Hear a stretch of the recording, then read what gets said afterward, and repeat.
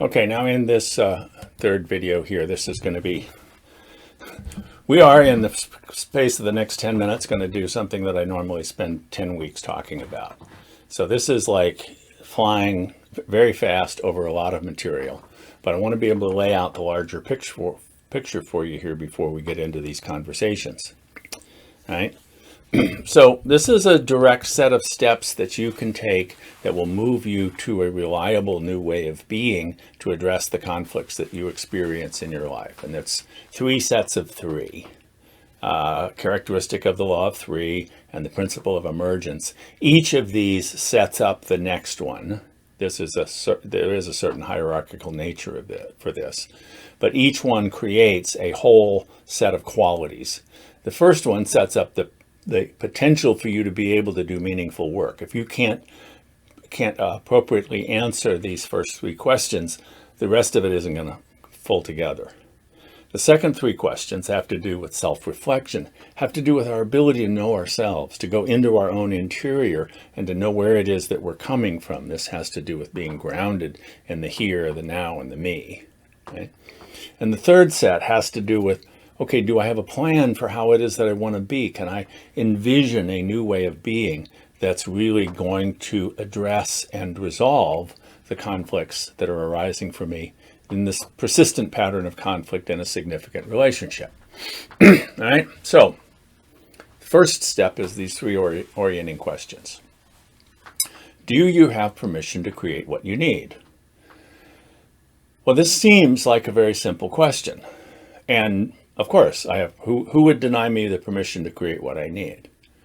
Turns out that most of us have roadblocks to creating what we need, and they may have come from others, but they now are lodged within our own psyche, sometimes our own unconscious. We're not even aware that we're doing it, but we say, well, why should I have what I need? Or it's not important for me. Or so we, in some sense, will deny ourselves permission to actually create what we need.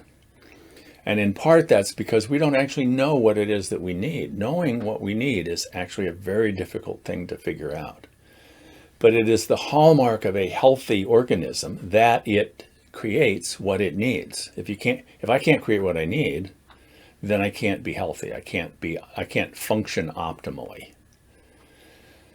So we want to be examining, to what degree am I denying myself the permission to create what I need, even perhaps by not even knowing what it is that I need, not paying attention to my own feelings, for example, will become a real barrier to knowing what it is that I need.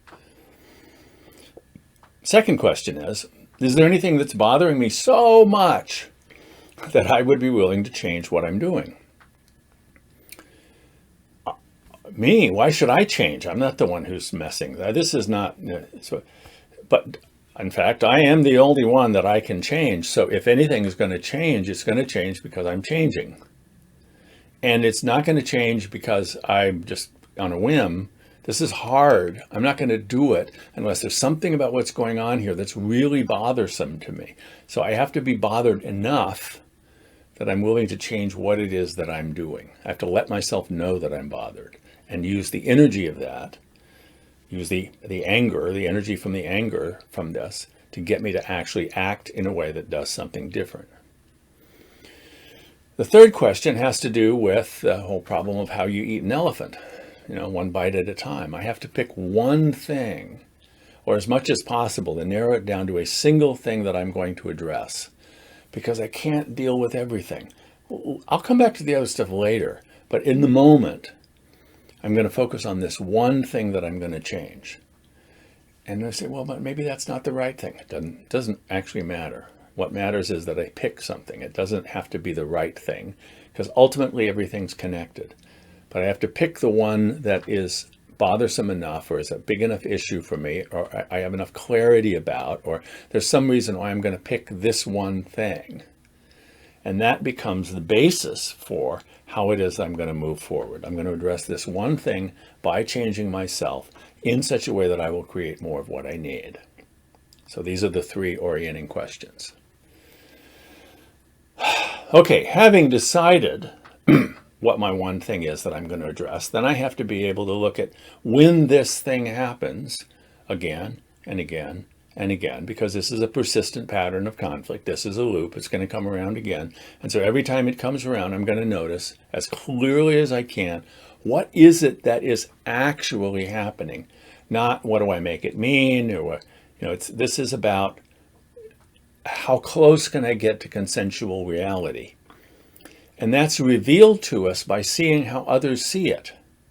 So how would other people describe what's going on? How would the person I'm in conflict with describe what's going on? Can we agree on what it is? Maybe we can't. Maybe the problem is we can't even agree on what's happening. But how do others see this actual event that's going on that is my evidence that we are having a persistent pattern of conflict? Now, when that is happening, once I'm clear about what's, and sometimes it helps to kind of write out, this is what happens. Like as though you were writing a movie script. Here's what's actually arising. When that actual arising shows up for me, what does it arouse in me? What does it remind me of? What are the feelings that show up? How do I get triggered? What's the meaning that I make of this? How much can I know what I do with it when this shows up? There are many ways that I can make different meaning at different times. But what is aroused in me that is bothersome to me or even pleasant to me, because it can be mixed. But what are all the things I can identify that are aroused in me when this happens? And then the question is, because this bothers me, there's something I need, there's something I'm longing for that I don't have when this happens. It bothers me because there's something I need that I'm not getting. What's that? What am I longing for? So what's the arising, the arousing, and the longing? And can I hold these three in a kind of creative tension? And as I get clearer and clearer about each of them and all of them in their relationship with each other, in keeping with the law of three, there's going to be something that emerges out of this. There's some emergent sense of, oh, well, then this is the law on the transformation octave. T is what might I do? So what am I going to do? And ultimately what I'm going to do is I'm going to speak the helpful truth. But what will that look like? So this is a dynamic system. It's every time this pattern shows up, it's slightly different. So I want to go back to the last time, because I was there the last time. I was awake. I was paying attention. I know what happened the last time. If I could use my insight and my new courage and clarity, if I could have done something different that would have worked better, what would that have been? What would that have looked like? What might I have said? What are the things I could have done differently that would have moved me towards what I need in a better, more effective way? So I'd like to have done that, but I didn't, and I can't go back. Maybe we can talk about, when that happened before, but I can't replay that. But since it's going to happen again, I'll get another chance. So the next time it comes up, but the next time, how will I know next time when it happens? Because it won't be exactly like last time. There will be something that cues me to say, oh, here we are. Here's this one again. This is this time of day. This is this pattern in our relationship. This is around this particular issue. There's something's going to let me know. Okay. Yeah, here it is. Here's the next time. The next time is about to show up. All right. So how am I going to know that this is coming up? And then between last time and next time, we're in this time right now. In this time right now, is there something that I can do to prepare for next time? And very often there is, because I can say to the person with whom I'm in this significant relationship where this persistent pattern arises, I can say, hey, you remember when that happened? Well, here's how that impacted me. And so here's how I'm intending to show up in the future.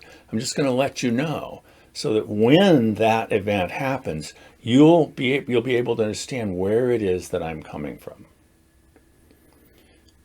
Okay.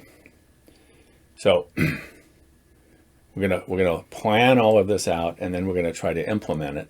And there's some things that are kind of sticking points. So we're gonna walk through some of those in the 4th video in these series.